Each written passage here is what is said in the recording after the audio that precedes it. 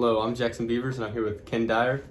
So, first question is, how long have you been a member of this church? Well, hi, Jackson, and thanks for having me here today. A little bit of history. Rachel and I had lived in Augusta in the late 70s, early 80s, and we belonged to a church on the other side of town, and my job took us away from Augusta.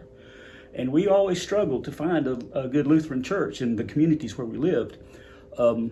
And when we moved back to Augusta in 2003, we knew that there were Lutheran churches in Augusta, and we started looking around. We decided we had heard some things about our old church that we didn't really like, so we came to visit this church in 2004 and visited a few times and decided this church was for us.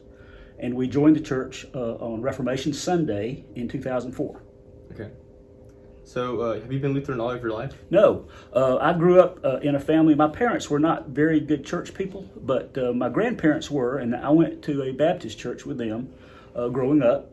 But then fell in love with Rachel, and we got married, and she's a lifelong Lutheran, and so she introduced me to the Lutheran church, and I've been a Lutheran ever since. So, what activities have you started doing since you joined the Lutheran church? Well, there's opportunities galore for things to do at the Lutheran Church of the Resurrection. I've been fortunate enough to serve on church council several times. Served as president, served on a call committee. Rachel and I were in the bell choir for, I think, about 8 years. And we have participated in several of the food giveaways that are associated either with Golden Harvest or DCCM right down the street. And that's very rewarding to do those things. So, I don't really know a whole lot about the church. So, as president, what exactly did you do? Or, what is a big move that you did? Well, it was a very exciting time when I was president, because we started talking about expanding our ministry and expanding our fellowship hall. And we did a lot of research and talked to our consultants that Pastor Hunter brought in, and had very hard and long and insightful discussions on council, and it came to a vote in 2018 at a congregational meeting, and it passed unanimously for us to proceed with a new Reeser Hall. So that was exciting. Nice. So, what is your favorite memory of this church? There are so many. I guess not one memory, but a collection of memories is seeing the young people like yourself grow up in the church. Nice. So, what would you say is, what kind of changes have you seen the church go through? Well, the church has,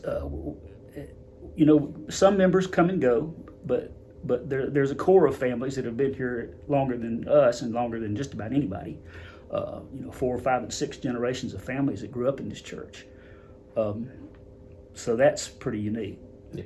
What would be one thing that you would change about the church? Well, that's hard to say, because there are not many things that are wrong. I guess if you look around at the physical property, you can see things that need to be improved. Mm-hmm. But the important thing is get done, and because we've always got people that care about the church, that are on property committee and in charge of certain things about the property, that make sure that what we need to get done gets done. Has God moved you to do something outside of your comfort zone?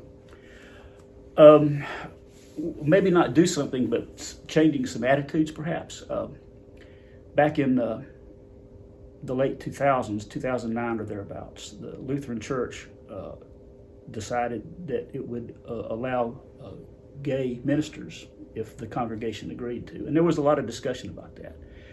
And a lot of people, come to find out, have some very negative opinion of that segment of the population. And it made me think, pretty insightfully about it. And I decided that the church was doing the right thing. Of course, also the right thing was to allow each congregation to make those decisions. And our congregation made the right decision, I believe, at the time, that we would stay the course as we had been.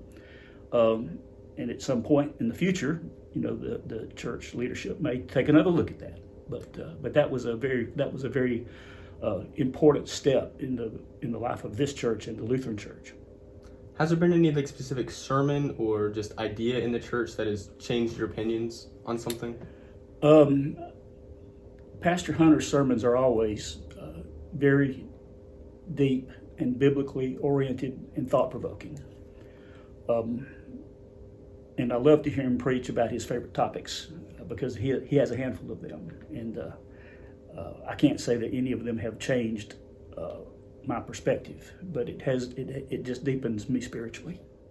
And then what would be one thing you would like to say to the future generation of this church? I would say that this is a traditional Lutheran church service. The worship service is very fulfilling, and that it's a great place for young people to think about getting married and raising their family in this church or a Lutheran church.